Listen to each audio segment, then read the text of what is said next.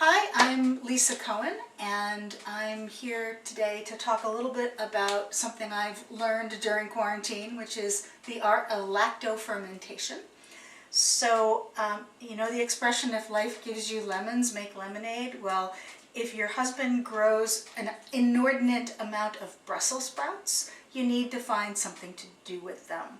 So I started to investigate lacto-fermentation because everybody in my family loves pickles, and it's also a way to pickle just about anything that comes out of the garden when you're sick of eating it fresh. So I have some Brussels sprouts here that were from our last harvest, and this is what it will look like when they're done and fermented, and you can see how the dull green color tells you that they're already pickled versus the fresh green of just picked Brussels sprouts. And because I have this huge gaboon of fermented Brussels sprouts, I'm only going to make a small jar today because, again, there's only so many Brussels sprouts a girl wants to eat. So the secret to lacto-fermentation is there's only one bacteria that will live in a salty environment, and that's Lactobacillus, which is the same thing that's in yogurt and is so good for your gut. And the reason why food gets preserved is because it outcompetes all the other bacteria, and so your food is safe in salt water. And it's a very, very old method of preserving food. It's been around a long time. I mean, probably people have been eating sauerkraut as long as there have been people in cabbage. Same process. Let's see. So we're going to make Brussels sprouts, lacto-fermented Brussels sprouts, and I like them a little bit spicy. So we're going to add some jalapeno and some crushed red pepper, as well as we're going to use some maple wood smoked salt. So it'll be a really nice flavor when they're all done. Lacto-fermenting is really easy, but the one important thing, and this is counterintuitive, don't use pickling salt. You would think pickling salt you should use for pickling. No. They usually use anti-caking agents in the pickling salt, and it doesn't dissolve that well. Plus, not all salt is created equal, so salt with big crystals has a different saltiness than salt with little crystals. And you need to get the salination right for your vegetables. So there's a certain percentage, and I could look it up, and I always do in one of my books. But the reality is you really should just get unrefined sea salt.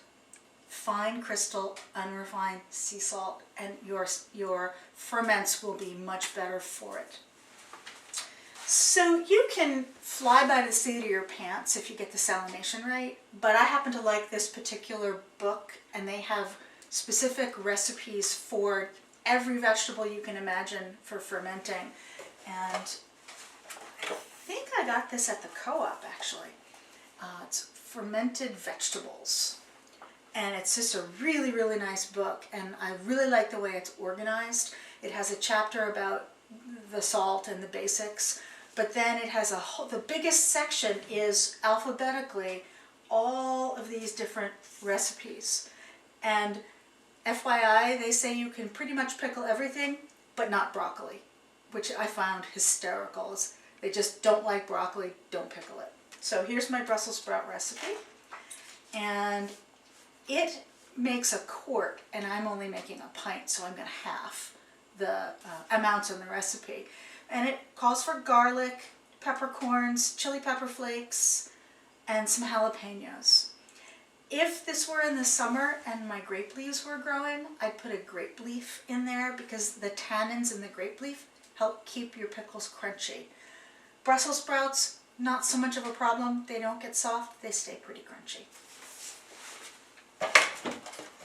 Alrighty, so first I'm going to mix my brine, and this is a quart canning jar. Canning jars are just the best. You can use them for so many things. So I'm going to make a quart of brine, even though I'm only making a pint of Brussels sprouts, because having extra brine is useful for when you start to eat some of your produce. you want to add brine so that everything always stays submerged. So I'm going to end up using this brine to refill this jar. So let's see, a half gallon, 4 tablespoons of salt. So I'm making a quart, and I'm going to use 2 tablespoons of salt, 1 of sea salt, 1 of smoked salt.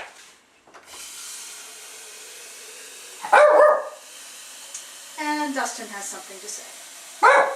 Maple smoked salt, gift from a friend who got a smoker for her birthday. And then a tablespoon of unrefined sea salt.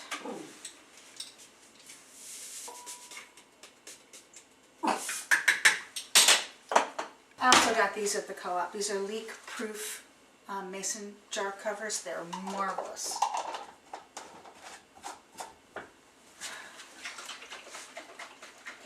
Some people say that you should, boil the water, dissolve the salt, cool it. It's too much work. It takes too long. That's why having fine sea salt is nice, because it will just come into solution. So there, basic brine done. I'm going to finish cutting the Brussels sprouts. So cut the end off. You have to cut your Brussels sprouts in half or the salt will never penetrate them. And if you have really super big Brussels sprouts, you should cut them in quarters. We're going to put in some peppercorns. It says a tablespoon for a quart, so you can see how carefully I measure my peppercorns. Some things you don't really need to measure. It's to taste. Some chili flakes. Again, you know your taste and how spicy you like things. These I got dried jalapenos, which are really nice to have around because I didn't have any fresh. So I'm going to put some dried jalapenos in there. And then, don't have a grape leaf because it's winter. And I've already got my Brussels sprouts inside. Oh, almost forgot the garlic. So I smushed the garlic just to get the paper off. You don't have to peel it really well. I like to cut the garlic in half so there's more surface area.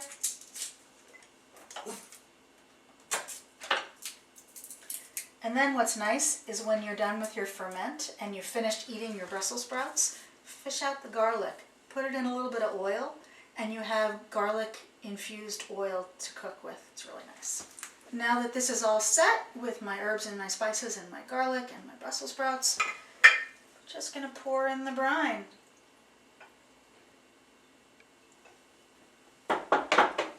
And as you can see, all of my stuff is floating to the top, which is not good. You do not want your things out of the water or they will mold. So you can use a number of things to weight down your produce. So there are commercial products, and my husband bought me a bunch of these things because he thought they were cool. This is a glass weight that is meant for fermenting, and it fits inside a wide mouth canning jar. So you can use that. And we all know about displacement, eureka, and we're going to displace some of the water, and we're going to push down our veggies. So that works just fine. The other thing that works, if you don't want to buy specific equipment, your handy dandy little canning jar, which you can fill with brine so that if it drops below the level of the current brine and it leaches more brine out, you won't dilute your ferment. So you fill it with brine, push it down, and you're good to go. I've used both of those. It really depends on what I'm fermenting. So I'm going to put the weight in this. Push it down real hard. So now you want to cover your ferment so that, dust and debris doesn't get in there. But you also want to be able to let the carbon dioxide that's a product of fermentation get out so your jars don't explode. So there are a number of ways to do that. This is a really simple, it looks like those little bottle nipples for baby bottles. And as you can see, it has a little bitty hole in the middle. And that will let air out, but this covers your canning jar so that nothing can come in the jar while your things are fermenting, and you just cover it with a, basic band. And these are pretty cheap. I don't remember exactly where I got them, but if you look for fermentation equipment, you'll find all sorts of things. This one is a little fancier. As you can see, it still has that little nipple in the middle which lets air out. But what makes this one fancy is you can put the date that your fermentation started. So there's 1 through 31. And then that way you know if it's a 7-day ferment or a 10-day ferment, you can count. So you don't need to label your jars. And then this just, again, fits on a standard wide mouth canning jar. Your fermented product is weighted underneath your brine. You have an air exchange system, and you're good to go.